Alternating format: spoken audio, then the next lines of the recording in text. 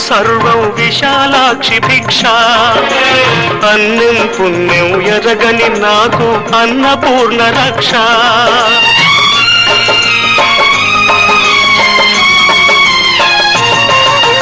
దేహం రూపం ప్రాణం సర్వం విశాలాక్షి భిక్ష అన్నం పుణ్యం ఎరగని నాకు అన్నపూర్ణ రక్ష